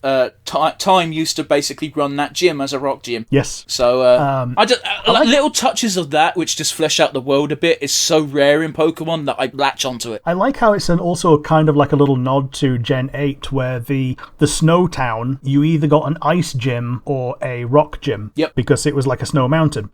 So having the ghost gym up there also technically potentially be a rock gym is also a nice little nod, because the ice gym is also somewhere else up that same mountain, and judging by levels, you're meant to leave and come back, but fuck that. Like I said, because of me and another friend of mine, generally before we started the game, just thought everything would be would scale to Level you. scaled, yeah. But oh boy, were we wrong. Yeah, it would be so much more organic if it scaled level to how many overall badges you had, not even just gym badges, because you get badges for Herba Mystica, you get badges for Team Star. There are 18 badges in the game for the 18 types, so it would have worked just so organically if it scaled. Oh yeah, you had like 3 levels for everything. But no, everything is a set level, so there is technically a set path that you should take if you want everything to increase in level organically and normally. Like, I get it. For their first attempt at doing this, it's a very good attempt. But just a load of little things do add up where, like, well, if they did this, it would have made more sense. But it's their first time. I mean, it's technically their second time, but they developed this game at the same time as Arceus, so... Yeah, and Arceus had like 3 fights. Oh, well, there you go. Fuck it then. Yeah, like by the time you actually got to fights that matter, there's 2 that actually matter. It's basically against a guy stopping you get to the... Actually, no, yeah, 3. 2 guys trying to stop you from getting to the top of the mountain where Arceus is, or where someone thinks Arceus is, and then the actual big bad evil guy. So yeah, if you don't know how to use Pokemon by then, you've not actually had a lot of chance to practice it. Right. But yeah, it's... But yeah, sorry, I don't mean to cut you off, but it needs to be stressed that people are shitting on this game, and there are things to shit on in this game, don't get me wrong. The frame rate in places is ludicrous, but and also a memory leak, allegedly, I've heard rumours of, and it's like, it's fucking Pokemon, they shouldn't have a memory leak. But memory leak is pretty much the first thing that you try to avoid when you're creating any video game, and it's the reason that they gave you the expansion pack with Donkey Kong 64. They couldn't fix the memory leak, so the best they could do is give you more memory so you could play it for longer, hopefully save before it crashes, and then boot it up again. Fair enough. But my point was going to be very specifically that 1, the game is rushed out the door. They don't develop games for long. We know this. It's Game Freak. 2, and I can't stress it enough, I've said it like 3 times already, it's their first time doing something this ambitious, and it's about goddamn time they've gotten more ambitious. The last thing we want to do is have a pop at Game Freak for trying something and not getting it right the first time, because that means they will stop. Yeah, I will praise them all day, every day for everything new that they tried in Arceus, because almost all of it was fun. And it seems that they've translated almost all of it to this in terms of having a big open world that's even bigger and more open. I think the only thing that they've really not translated over was the battle system, which, okay, it wasn't the standard Pokemon battle system. I can understand that not being translated. And alphas, which are just colossal versions of regular Pokemon. Would that not just be the Titans, though? Except you could just catch these and have them as normal Pokemon in your party. You can catch the Titans, but they're just a large-size normal thing that's still kind of a normal thing. You can't really tell it from Adam compared to most of the other things that you catch of the same species. The alphas you definitely could, because like a Gardevoir was like 1.5 times the size of your player character. Yeah, okay, but like I don't really care about that. You played the game, so I guess you're more inclined to be like, oh, I want the thing, but Yeah. Let's see here. There are a few nitpicks, which I don't want to dwell on too much, because we're trying not to be negative, and I appreciate we've not gotten onto the actual final finale yet, but you and I picked up on it really early, Rick. The towns are nothing. Oh, yeah. So the towns are so nothing that when you get quizzed on it for the Elite Four, I could not remember any of the towns because I wasn't prepared. When I did it the second time, I was like, oh yeah, okay. I remember a few of these. I know that Larry is in that one. I know that Iono is in that one. And I know that Garusha is in that one, which, Garusha is the one that they revealed before the game. People made a bunch of not safe for work fan art, and turns out that they made it for the wrong gender. Oh, very specifically, this is the ice one, yeah? Yes. Yeah, the very first not safe for work artwork was Garusha with massive fucking tits spilling out of their snowboarding uniform, and then about an hour later, the not safe for work artist in question just went, fuck. I just spent an hour and a half making a Garusha with dump truck titties, and turns out it's a bloke. Yeah. But yeah, the other thing is just the environment in general. Occasionally you get glimpses, it's very pretty, but most of the time it's just nothing. And the thing that blows my mind the most, and it is the most condemning of the time scale that they're given to develop these games in, is the lead designer for the zones was the guy who did Breath of the Wild. Yeah, so, like, the design should have been on point, and, like, for the most part, it was fine, but only fine. And it was very obvious that this is, like, one big fucking island rather than a country, is what it feels like. And, That's kind of fine, though, because that's the vibe I get for most areas in Pokemon. Yeah. It would have been better, I think, if they had a massive chasm at the end, like a huge, colossal Grand Canyon you couldn't go down at all, and that was the boundary with the next region. So it just make it feel more like it was that rather than an island, you know? But it is an island, because every Pokemon zone is an island. Well, apart from Gen 1 and 2 and 4. Well, Gen 1, Kanto feels like an island. Johto feels like an island. They all feel like islands. None of them feel like countries. Okay, fair enough. And yeah, I know that's fucking rich coming from us who live in England. That is an island and a country. Yeah. But, you know, I've never seen any Pokemon area, even in the fucking anime when I was watching the cartoon, I never thought, oh, this is a country. No, I felt like, no, this is an island that you visit. It's like the fucking Jersey Islands. Yeah. which yeah, we've had that as a DLC, haven't we? Where the Isle of Man is a DLC. Was that Armor, was it? Yeah. Do we want to talk about Area Zero, or have we got other stuff to talk about before then? I think we can go to Area Zero. Yeah, the finale for after you've done all 3 stories is that they combine into one super big finale, which is, in my opinion, the best part of the game. You go through with your 3 counterpart characters. They follow you around like an RPG party, riffing off each other. This is the first time that most of them have met, apart from Arven and Nemona have met before. Nemona keeps winning in battles, and Arven gets a bit salty about it. But then, yeah, they start talking to each other, they start riffing off each other. They eventually back off when they realise, Arven's not had a very good time with anything right now. The only thing I didn't like about the riffing is while they riff, you can't access the pause menu. Yeah, and I think if you find an item and press A, it just stops them riffing. Okay. Also in that area, you can't use your mount because it's scared. Which is fine. They need an excuse for you to... Because if you had your mount, the first thing most people would do is yeet themselves off the edge and glide straight to the bottom. Yeah, yes, just Assassin's Creed swan dive right off the top. And if you do that, you miss about half of the places you need to go to, which you really want to go to because they give you lore. I don't know about you, Rick, but the moment we went into the very first research station, my brain went, I don't think... I didn't think... we're going to spoil the game. I didn't... Sorry, I don't know why that made me laugh.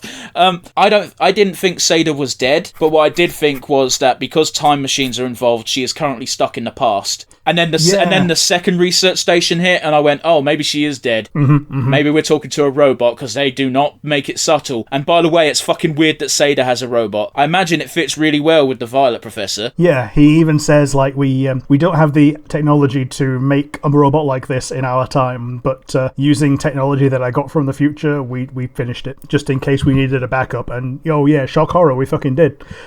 Considering the way, depending on which version of the game you get depends upon which professor you get. So does that mean canonically both professors are Arven's parents? Yes. Interesting.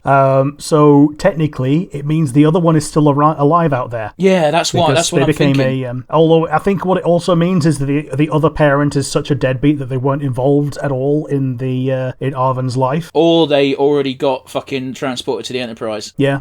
They were working on the time machine together, and the one that stuck around is the one that like the first one that went just went. Yeah, that's what I'm thinking.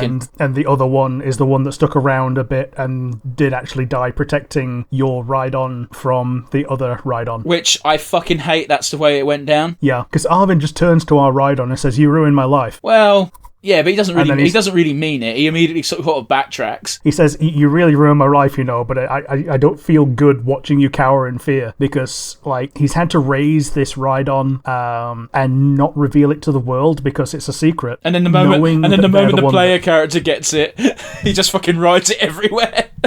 Yeah. Knowing that, the Rhydon, the other Rhydon is the one that mortally wounded Mabosstiff and did kill the parent. Yeah. And so, the one that's remaining is just a constant reminder that he was completely powerless against these Paradox Pokemon. Man, I just want to point out, like, I didn't mention it at the time because it kind of slipped my mind, but before the Mabosstiff reveal, I got really fucking mad at Arven because he shouted at Caridon, say, "Hey, that sandwich is not yours," and my brain was literally like, like, well, okay, Caridon's being a dick, but fucking chill, bro. And then he did his sub story, and then I felt like a piece of shit. Yep. One thing that I caught was when people are talking about their treasures, he starts by saying Ma, which we know later on is Ma Bostiff. But if you're playing Scarlet for the first time, you already know that Sada is his mother. And he just says, Ma is my treasure. And like, oh, that's sweet. And then turns out, no, he doesn't mean his mum. He means his dog. Yeah. But yeah, you go through all these little labs, turning off the locks, which Nimona straight up says, yeah, it sounds pretty video gamey. Nudge, nudge, wink, wink. Yeah. Nimona is the most light-hearted character in this endgame scenario, because while Penny's there and not quite as getting fucked over as Arven, Penny feels the most shoehorned in. Yeah, all Penny's there to do is hack things, which I think all she really does is she turns on the light, and she's the one that accosts the first cute Paradox Pokemon that you find. Yeah, it's still the best fucking scene in the game. Just like, oh, it's a Jigglypuff, and Jigglypuff bares its fangs, and it's like, but it's still a Jigglypuff. I can punt a fucking Jigglypuff. Yeah. It's like kicking a beach ball. It's not going to go far, but that's not because you kicked it hard. It's because it's got a lot of air resistance. Well, if we go by Smash Bros. Rules. Yeah. What's the other one? Yeah, because every other Pokemon you find down there is like some really strong, fully evolved something or other, like your Volcaronas or your Corviknights or Farigiraf. Yeah, the one I liked to fight a lot was I've forgotten what it was. Ignore me. So yeah, if you want to get a decent amount of XP, then Area 0 is pretty much your place to go. Not least because they have the highest level chances. I'll tell you, you can't picnic down there, can you? You can't, but you have beds in the... Yeah, I don't care about that, because my go-to strategy before going there was if you go to the area where the ferry base was, you go there and you eat a ham sandwich, and you got nothing but chances. which is why picnicking is actually a big deal. Yeah. Man, being able to manipulate the spawn rates of Pokemon is grand. Yeah, you just pick your encounter power to be, oh yeah, I want a rate up on normal types, or I want a rate up on ghost types. If you combine that with Sparkle power, which is what gets you shinies, then that's what helps you hunt for specific shinies. Well, yeah, you can. That's a late game thing, though, because you need the fucking herbs from late game raids. Yeah, so the late game raids let you get copies of the Herba Mysticas, which obviously you got canonically during the Arven storyline, and you can use them in sandwiches and get more shinies. Also, you need one copy of the sweet one to complete your fucking Bond quest with the home ec teacher. Ah, yes. Which I've still not done because I'm like, no, fuck you, old man. Do you have any idea how annoying these are to get? Get your fucking own. I think I've done like one 5-star raid, and it was an Eevee, so it's not a real 5-star raid. Oh, Eevees are so a joke. I love it. Yeah.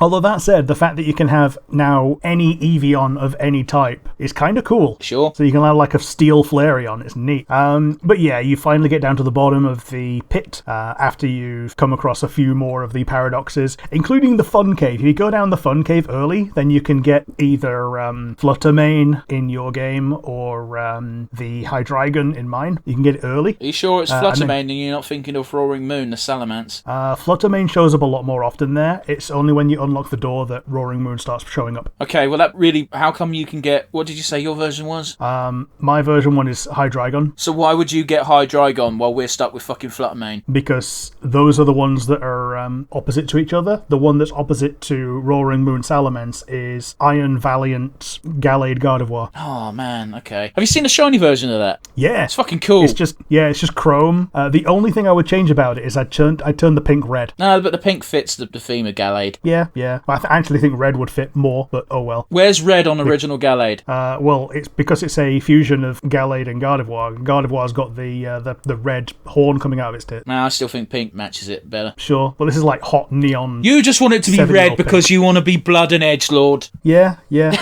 I also think it would like contrast better with the green and blue of the Gallade, because there's no pink on a regular Gallade. Yeah, whatever. I think it looks cool. Fuck you, you're wrong. They're both cool. Yeah, they are cool. It was basically my number 3. I have that alongside my Ceruledge and my Meowscarada.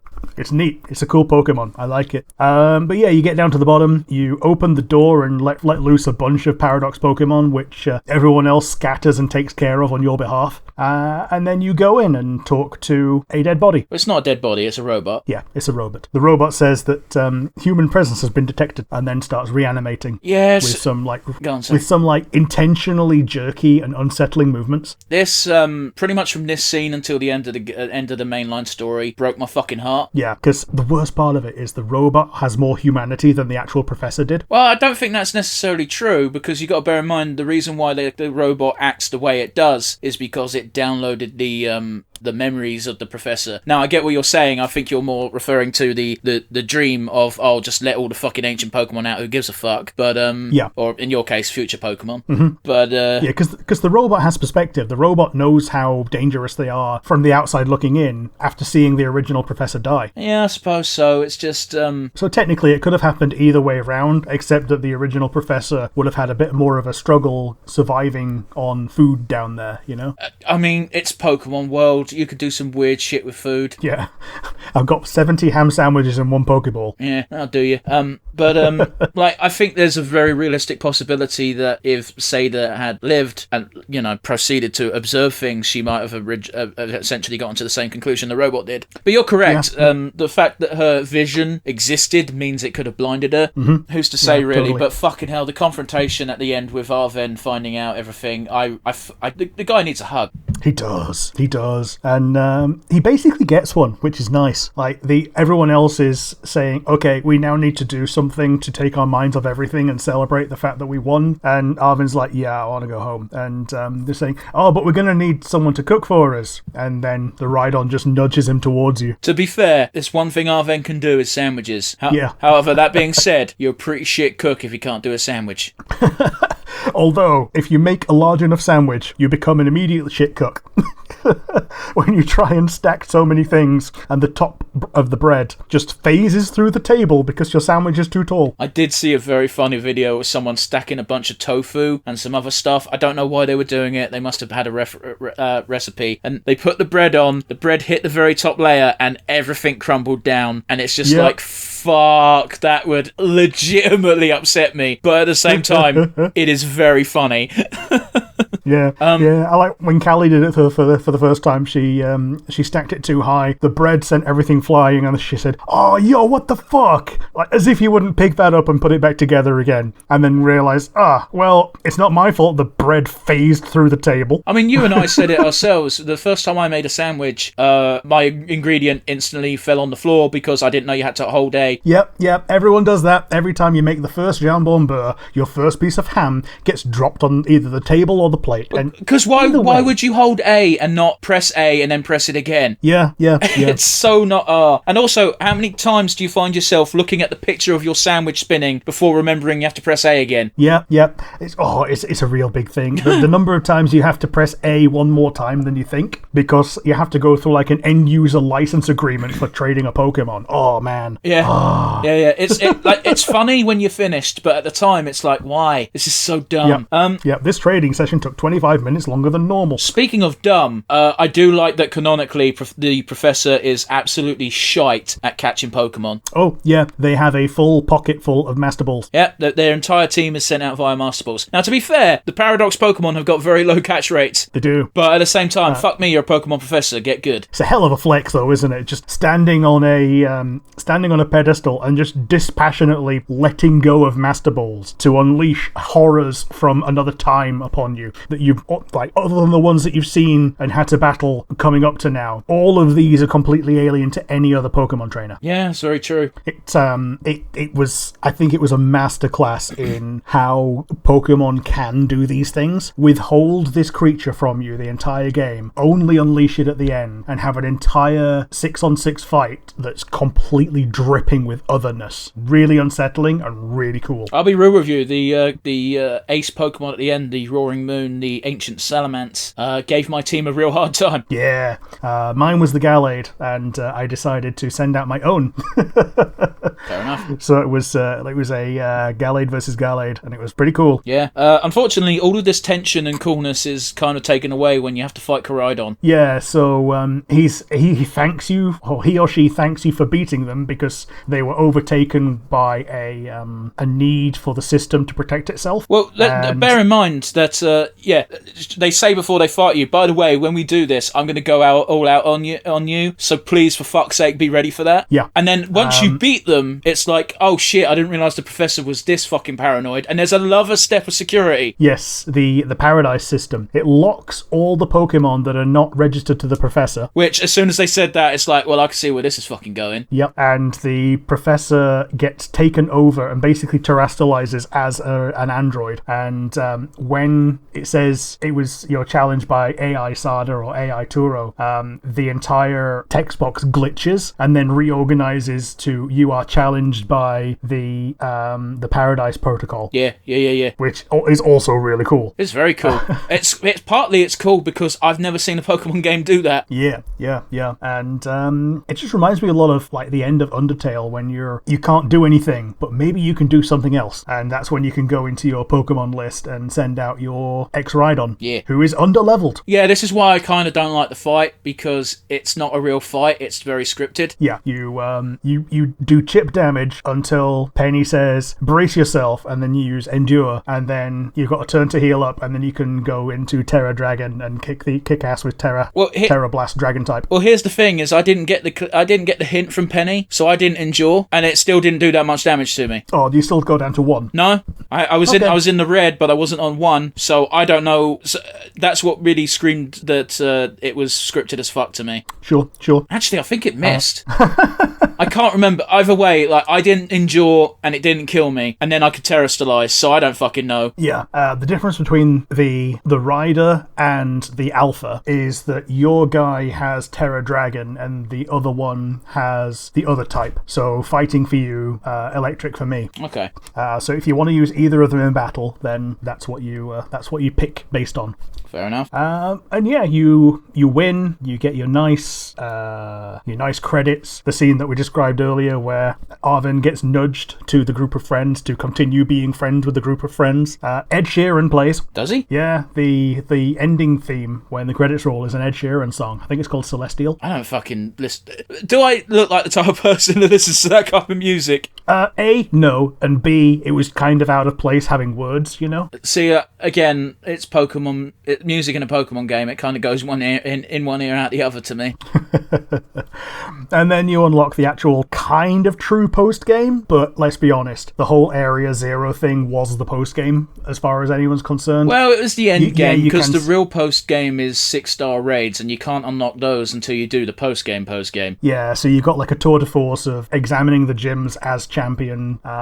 You can go back into Area Zero and pick up all the ancients or futures that you have not got. Did you hear the fucked up thing that the bug gym leader said? Oh yeah, she's like, oh yeah, shit. The league has assigned me as the first gym leader, so I have to not murder everyone. It's not even that. She's not even assigned as the first gym leader. She's just like, usually people tackle me first because we're right outside the main city. So yeah, there's going to be a lot more people losing now because I'm just going to use level 65 Pokemon against children. With their level 5 Vampy. It's going to be really nice to go all out for once. But she does imply that she's just going to say fuck it and use level 65s going forward. But yeah, I do like how they both in the Journeys anime, the anime that was all about Red rather than Ash. Yeah, the very first thing they did when he met Brock was Brock said, "How many badges have you got?" 0. Okay, I'm going to use this team, which is why I thought they were going to level skill for this game. Yes. Like ROM hacks have been doing it for years. Yeah, but ROM hacks also have infinite time. True. Like there was like a 4-year period in between the most recent build of Pokemon Clover and the build before that, and most of the game was complete. They just added more post-game and more polish. Pokemon Clover is also a massive meme game. It is. Meme game? A meme game, yes. There are some some legitimately good designs in Clover, but most of it is just memes. Yeah, memes, shitposts, just a dash of racism and homophobia. Oh, there's a lot of racism. One of the trainer classes is Jew. Okay, it's Pokemon Clover. They make no secret that it was made by 4chan. Yeah. 4chan's got a real fucking weird hate boner for the Jews. 4chan's got a hate boner for everything. Okay, yeah, but the Jews seem to get a lot of that shtick. Yeah, and no one quite knows why. Oh, we know why. They're Nazis. Well, yeah. They've even got a Nazi gym leader. He's called Polk, and he's from the Pole Ball. We're done. We don't need to, if you want to know more about Pokemon Clover, just play the game for yourself. We're not going to tell you about the horrible shit in it. I don't even know the horrible shit in it. I refuse to touch it. Yep. But yeah, I don't think there's much more to talk about, is there, really? As you said, Tour de Force, go around all the gyms. Everyone's got a team of, I can't remember if it's 5 or 6. I think it's just 5 for the gym leaders, where they've got level 65s. They're still their type, so they're piss. And then you set up the Ace Tournament. You now have Ace Tournaments once you beat that, so you can just do one whenever you want, which is a series of 4 fights against random trainers that you know. So far, I've always got an Arven as the first fight. I don't know if that's meant to be the case, but whatever.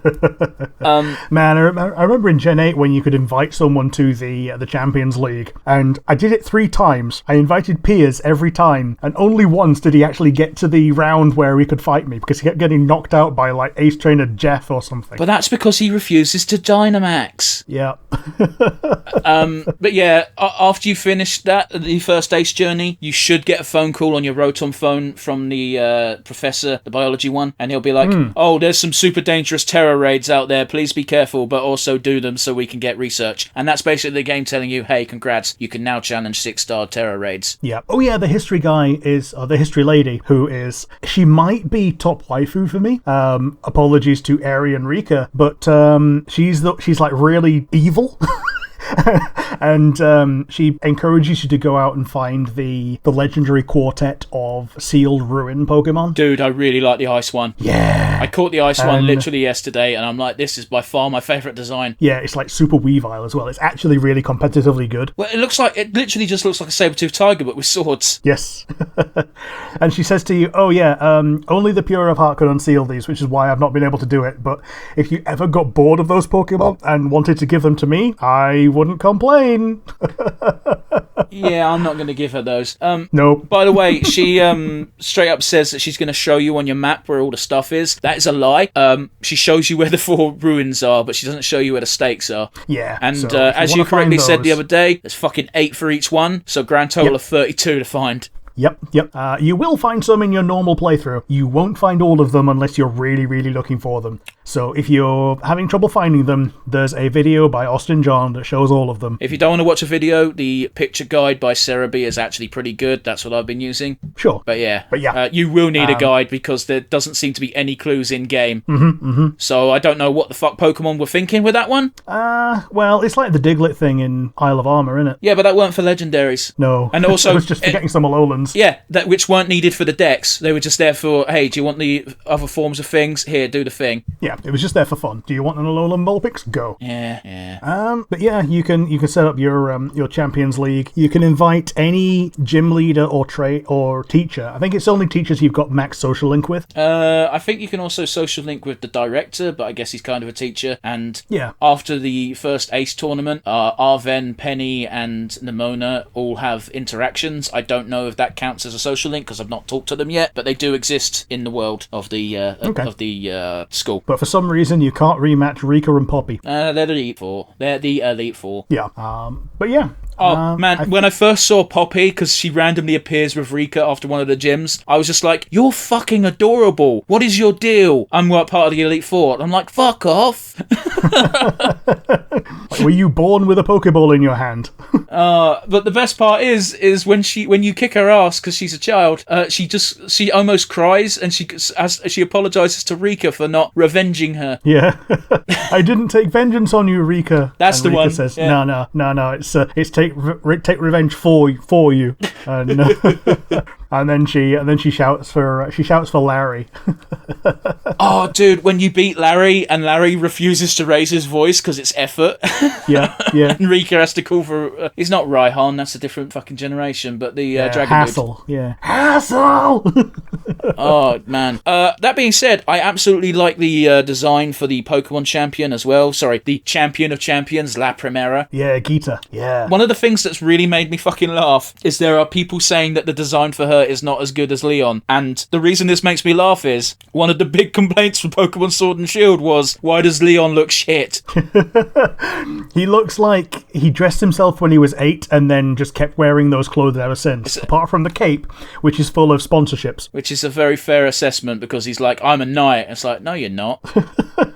But yeah, I like the sleek... It's not even a business suit, but it kind of is. Yes. Which makes sense because she's also the chairwoman of the school and the chairwoman of the Pokemon League. Yeah, so she takes the place of Chairman Rose for that. And yeah, she's got a pretty good fight. The one complaint I have about it is her ace would have made an incredibly good lead Pokemon, because its gimmick is if you hit it, it farts out toxic spikes. Yeah, but they don't want to make your fucking time...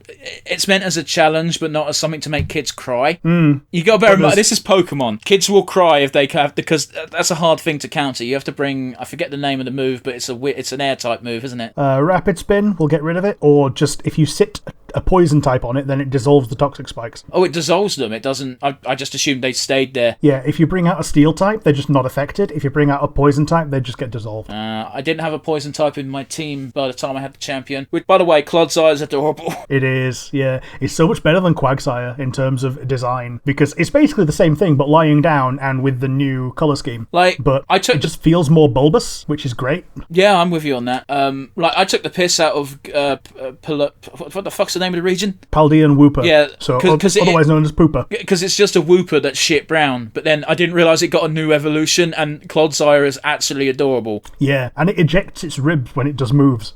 Yeah, well, that I'm less keen on, but it's still cute. Yeah. It's cool. It's like a slow Nidoking. Neat. I guess Nidoking is ground, isn't it? Yeah, ground poison. But yeah, I think we could get more in depth in many a topic, but as far as just a general overview and general opinions of Pokemon Violet and Scarlet, fucking Scarlet and Violet even, I said that the wrong way around for some reason. It's fine, you can say them either way around, you're allowed. That's fair. I've seen the abbreviation actually be just Pokemon SV as opposed to Scarvio, because Scarvio does sound like a deadly disease. Yeah, it sounds a bit like, yeah, and also it does sound a bit like a Robin Hood, not a Robin Hood, a Peter Pan OC, like Rufio. Rufio, but okay. Yeah, Rufio. Rufio. Rufio. I just love the way fucking Hook says it before they're about to fight, because it's so condescending. It's great. It's absolutely how Hook would act. Yep. That film has no right being as good as it is. Well, I mean, I don't think I can think of a bad Robin Williams film. Oh, I'm sure there's a few. There will be one, but I can't think of any, because I've not seen a bad one and remembered it. So... Here's the thing with Robin Williams. Even if he does something bad, or even if he did something bad, he let it just slide off his back. He didn't let it hamper him. Like, the guy was a stand-up comic, and he would say in his own words, he played plenty of dud shows. Yeah. But, he just kept on going, and, I've made myself sad. Yeah, you can't let a bad performance stain your entire career, you know? Rick. Like, everything's a teachable moment. Shall we wind down? Yeah, let's get into our traditional final three. May I suggest instead of MVP at the end, we should just pick our favourite new Pokemon? Sure. Okay. All right. So, actually, I think MVP is also a reasonable thing to have, so let's do 4. Yeah, sure, why not? Let's start with favourite new Pokemon then. You go ahead. It's your show. Yeah. Favourite new Pokemon. What was your favourite new Pokemon? Annihilate. Yeah. It's pretty cool. Yeah, I didn't know it was going to have a new evolution, but I've always liked Mankey/Primate, and then it's like, here's this new one, and oh shit, it looks cool. Yeah, even better. I love how the Pokédex entry, right, going back to like Red and Blue, is sometimes a Primate will get so angry it dies, and then now it has an evolution that's part ghost. It did get so angry it died, but its spirit was so angry that it possessed the body, and now it kept alive because of that. And that's why it's part ghost. But I'm surprised that it can still be so happy. Like, when you wash it, it smiles and it looks adorable. Yeah. But yeah, sorry, that's enough gushing. Rick, what about you? What's your favourite new addition to the Pokemon Pokédex calendar? I would say it's probably got to be Iron Valiant, the new Gallade. It does look cool, I will admit, although that said, I think its shiny form absolutely blows out the water anything else. Yeah. All of the future shinies are chrome, so they're all like unpainted chrome. Oh, so they're all silvery? Yes. Okay. It makes it a bit of a problem for Iron Hands because it looks mostly silvery until you get close anyway. It's just got a little bit of blue on its head. Okay. So yeah, Iron Valiant, and if we're discounting... No, you only get one. Okay, yeah, I'm sticking with Iron Valiant. You were trying to cheat. There are some good ones. There are some good ones, and yeah, we'll leave it there. So our usual first choice is what was your favourite moment? My favourite moment was when my Bustiff managed to play again. Yeah, that was a good one. That entire story was depressing, and even though you had hints very early on that yes, the herbs were working, when he finally stood up and just started running around, I was like, fuck yeah, man. I'm easy to please. Yeah. Yeah, the dog is no longer dying. The dog is now best.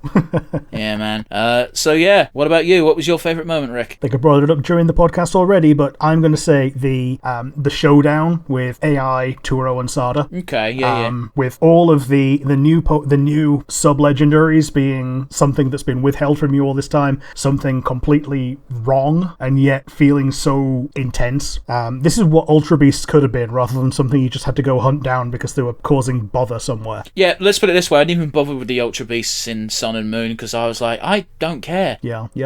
So yeah, this is Ultra Beast done right, in my opinion, and I hope that they show up in the future. Again, I've got to imagine that there's going to be a way to just straight up evolve into these later on. But I've been wrong before. They could just be exclusive to Scarlet and Violet, which would be a big shame. Yeah, like Mega Revolutions or whatever. Which, by the way, Roaring Moon has a reference to Mega Revolution in the Violet Pokédex. Fair enough. Because it looks just like Mega Salamence. But yeah, we can't always dwell on the good stuff. We sometimes have to talk about the bad stuff, and we kind of have touched on it already. But what would you say is the weakest link? This game is a good game. It is a great first step. I can't wait to see how they expand upon it. However, it's buggy as fuck. There's frame rate drops. It needs to be fixed on a technical level. Yeah, and considering this is fucking Pokemon, we said it with Sword and Shield. They've got the money, they've got the time if they wanted it, but they always insist on putting out a game a year. Yeah, this is the most profitable single fictional franchise in the world. This is more profitable than Star Wars. Which and yet blows they still the mind. Don't use... They still won't put, like... I took a screenshot during the credits of the people who were responsible for quality assurance just because I was laughing that, these people did not do their job. No. That is not fair at all. Quality assurance almost always does their job to a very high degree. They were ignored. Yes. Because you hear stories like this all the time from different QA departments. I very highly doubt you'll hear it from Japanese fellas. Don't know if the quality assurance team was Japanese, but it might have been. But like from Eastern European quality assurance teams to even Americans, they will always say the same thing. We logged about 500 bugs. We got told 450 of them weren't that important. You know, it happens all the time. Like, point and laugh at them if you want, but I never blame quality assurance. It's almost always either the head that goes, I don't care, or the actual team that goes, oh, that's work, let's just leave it as it is. But yeah, sorry. A lot of the time you will have someone who's just so proud of what they've done that they refuse to tinker with it anymore, just in case, well, partly just in case they fuck it up even worse, and partly just because it's more work and they think what they've done already is good enough. Well, one of my favourite examples that makes me laugh to this day is there was a Ghostbusters game in about 2014, I want to say, maybe 2016. It was fairly recent, like PS3, PS4, and they logged a bunch of bugs, and they got a message back from the dev team that just said, oh, that's not a bug, there's ghosts doing it. And it's like, oh no. And it's literally just like, oh, okay, listen, that's fine, but why are you having me log all these bugs if you're not going to do anything about them? Yeah. I'm just saying, man, it's nice to point fingers, but I really don't think the QA teams deserves as much shit as they usually get. Sure. But yeah, sorry, I've digressed enough. Rick, what about you? What would you say your weakest link is? My weakest link is the towns. I brought it up in the group chat that the towns have less town about them than beast tribes in FF14. Which is, if you've not played FF14, is a very low fucking bar. Yeah. You might have 2 NPCs with names, and that's more than you get in a town, where you get 1, and it's the gym leader. Yeah, but that being said, there are plenty of NPCs walking about that are just big buff muscle women, so some points back. True. But even that is laziness. That I'm convinced that is, again, just they didn't want to put in too many character models because they couldn't be asked. Yeah, and they just had a few, and they just put them on a patrol, and they just crop up with a speech bubble when they get nearby. But hey, more muscle women ain't no bad thing. I get your complaint when it comes to the towns, because they are very nothing, and you can see they're pretty much, it feels like what they did is they did the bare bones, and then they just never bothered to expand upon it, because you can see gimmicks for towns. The water town looks very interesting, or looks like it could be interesting, but then there's nothing to it. The town with the electric gym has a bunch of billboards, but that's it. Yeah, they've apparently got a monorail there, which you could ostensibly use for fast travel, but you don't need it because you got the air taxi. Oh man. They've got a beach, they've got rivers, they've got tons of stuff there. I think it is actually still the most useful town overall, because they've got all of the things things that you can buy in the Electric Town. However, that's part of the problem. When you go and buy something, you buy it from a shop, and the shop is just a buy-sell window. You don't actually go in it. And also, I don't know about you, but it's very hard to tell what shop's what before going inside. That could just be me being an old man, but yeah, I can't tell what's what until I go in, and it sucks. Like, yeah, you can tell the glasses shop because there's glasses on the outside, but it takes me half an hour sometimes to find the fucking Delibird place. Oh, the Delibird and the Chancy ones are the only good ones, and they're the worst to find. Because they just look like shops. The amount of times I've tried to walk into a shop and, it's not a real shop. Yeah, you try and walk into something, it's just a block building that doesn't have a door. The door is painted on. The only one, like you say, the only ones that are obvious are glasses and the dedicated sock shops. Yeah, and the sandwich shops. It still makes me giggle. Yeah, it still makes me giggle that there's a dedicated shop for just socks. Yeah, man. And also, if you're playing with your trousers, you can't even see the fucking socks. Yeah. The most interesting town by far is the Psychic one, but that's only because you see these old school... You see... they've got some pixel art on the walls, which are just really big versions of the OG sprites from Pokemon Red and Blue. Yeah, the ones that you had in your party menu. Yes. Corone was going up there and pointing out what each one was, and when she went past the one that they used for water types, she just says, Kirby. And when she got to the bug, she said, Tentamon. It don't look far wrong from a Tentamon. Yeah. Because this is actually her first Pokemon game where you fight Pokemon. Her first Pokemon game completely was Pokemon Snap, because she was from a Digimon family. Oh, that makes me love Corone all the more. Yeah. She went from Digimon to Snap to Scarlet. To be fair, I do think Pokemon Snap is underrated. Well, no, that's not true. The fan base love it. It's the company that don't really care for it. Yeah, and it was new Pokemon Snap, so she went around harassing things just by chucking apples at their heads. Hey, to be fair, that's fun in its own right. Yep. And yeah, they do look at you when you chuck an apple at their head. Yeah, some of them look real pissed, and I can't blame them. Yeah, although it makes for a good photo sometimes. Yeah. But yeah, my weakest link is the towns. There are so few buildings that you can go into that it trains you not to even try. Apparently, you can go into some sandwich shops to learn some sandwich recipes. Okay, here's the thing. You can go into the sandwich shop once at the end of the game, and it will just give you all the sandwich recipes. Yeah. Except for a bunch that require herbs, but, you need to get the herbs before you can do that. But the herbs from the Terra Raid, not the herbs from the story. Yeah, it's just the thing. The game trains you not to bother. And I could say the same about a bunch of other things in the game where it's the game trains you not to bother with such and such stuff. Like, I've barely fought any trainers out in the wild, for instance. Oh, yeah, I didn't bother either. Yeah, but yeah.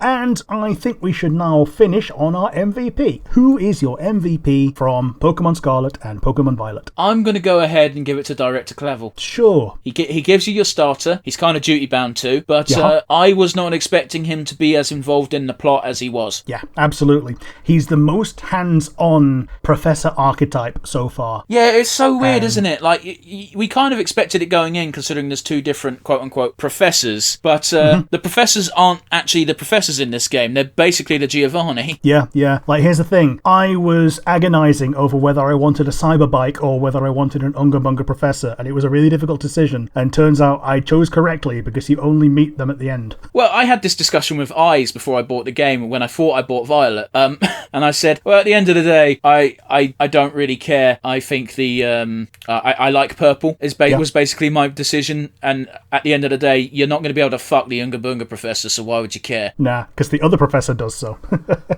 Well, also, it's a video game for kids. Yeah. It's like that age-old discussion of, well, she ain't gonna fuck you, bro, so who gives a fuck? True. Anyway, I digress. I'm just saying, I didn't see the point. And then end up with Scarlet anyway, which is, thank fuck, because that means I can trade with you for all the paradoxes. Yeah, because, no offense to our other friends, but we are the most on the ball with these things. Well, yeah, like, with Sword and Shield, the only reason I managed to complete my decks was because of trading with you, not with the other two. Yeah, and likewise. Thank you, Dramper, and thank me for Stonejourner. Like, for fuck's... Well, Dramper wasn't even a fucking exclusive, was it? I think it was. It was exclusive to your game, and you, rather than going around looking for a 1% rate, you save scum to the dens. I didn't save scum. I spent so much of my fucking money on that raid candy. Yeah. Why would I I've never saved Scummed. I don't see the point, except to get the fucking trophies in Bloodborne. Well, that's because I'm not playing that game 3 times. You know what I mean? That game's not fun. Anyway, I digress. Director Clavel for me. What about you? Who would you give the title of MVP to for Pokemon Scarlet and Violet? I'm giving it to Arvin because he's the one that I think he went through the most growth. I feel like if you're doing an anime based on this game, you'd have him be the protagonist. Either that or he's the one that travels with Ash the entire time. Oh, I meant specifically this game. Okay, yeah.